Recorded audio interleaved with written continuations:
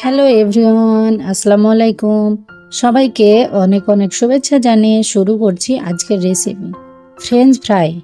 French fry ছোট থেকে বড় সবাই পছন্দ করে, আর বিকালের নাস্তায় চায়ের আড্ডায় ফ্রেঞ্চ ফ্রাই হলে তো কথাই নেই।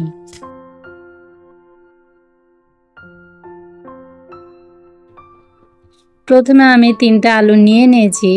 আপনারা চেষ্টা করবেন সব আলু এক সাইজের নিতে। 3টা আলু দিয়ে কিন্তু অনেকগুলো ফ্রেঞ্চ ফ্রাই হবে। আপনারা চাইলে কম আলু নিতে পারেন। এখন আলুগুলো খোসা ছাড়িয়ে নেব। ফ্রেঞ্চ ফ্রাই অনেকভাবে তৈরি করা যায়। আমি আপনাদেরকে একদম রেস্টুরেন্টে যেভাবে তৈরি করা হয় সেইভাবে তৈরি করে দেখাবো, আর অবশ্যই সহজভাবে।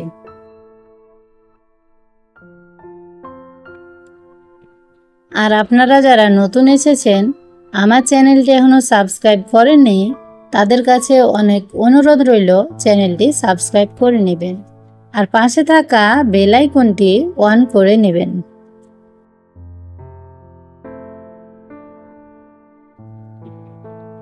খোসা ছাড়িয়ে আলুগুলো লম্বা করে সবগুলো পিস একইভাবে কেটে নিতে হবে। এতে ভাজার সময় সবগুলো একসাথে ভাজা হবে। কেটে নেওয়া আলুগুলো পানিতে 10 মিনিট ভিজিয়ে রেখে ভালোভাবে 2 থেকে 3 বার ধুয়ে নিব। এবার আলুগুলো ভাপ দেবার জন্য একটি প্যানে পানি দিয়ে যখন দেখবেন পানির মধ্যে ছোট ছোট বাবলস আসা শুরু হয়েছে, তখন আলুগুলো দিয়ে দিব। ফুটন্ত গরম পানিতে আলু দেওয়া যাবে না। আলু ভাপ দিবার সময় অ্যাড করে দিব লবণ। লবণটা এই সময় দেওয়ার কারণ যাতে আলুর ভিতর লবণ ভালোভাবে ঢুকে যায়। আর এর সাথে দিয়ে দিব 2 চামচ ভিনেগার, দিয়ে ভালোভাবে নাড়াচাড়া করে নেব।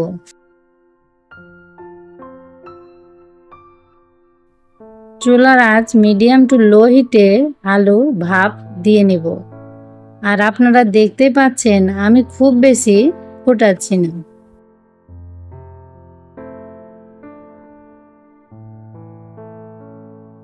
আলু তুলে স্ট্রেনারে রেখে দেব যাতে পানিটা ঝরে যায়।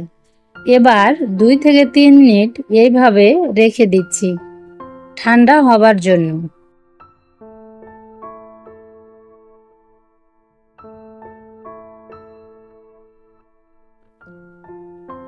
এটা এবার ঠান্ডা হয়ে গেছে। আর যদি আপনারা ফ্রোজেন করে রাখতে চান, সেই জন্য একটি ব্যাগের মধ্যে ঢুকিয়ে 2 মাস পর্যন্ত ফ্রোজেন করে রাখতে পারেন। ব্যাগের ভিতরের বাতাসটা বের করে রেখে দিবেন ডিপ ফ্রিজে।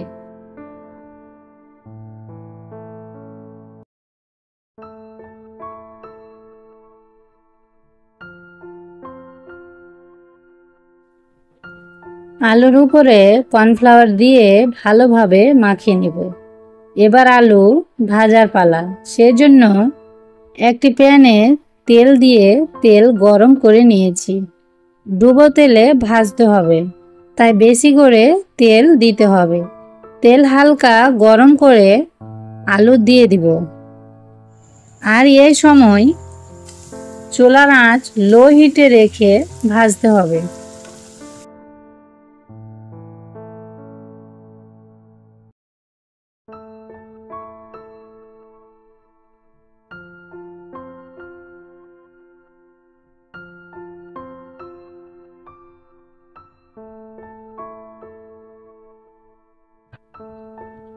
আলুগুলো সেদ্ধ হয়ে গেছে। এবার যতক্ষণ কালার না আসছে ততক্ষণ ফ্রাই করতে হবে। দেখতেই পাচ্ছেন আস্তে আস্তে এটা ক্রিস্পি হতে শুরু করেছে। অনবরত নাড়াচাড়া করে ভেজে নেব। দেখে নিশ্চয় বুঝতেই পারছেন কতটা ক্রিস্পি হয়েছে।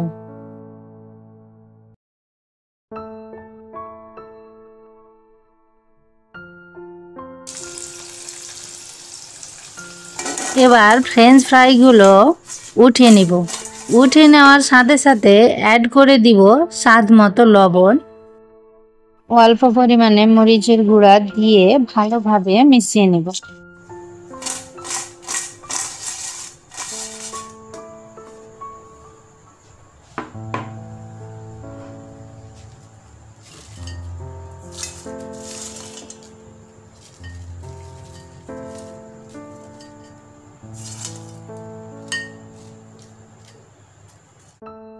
দেখতেই পাচ্ছেন কতটা লোভনীয় হয়েছে।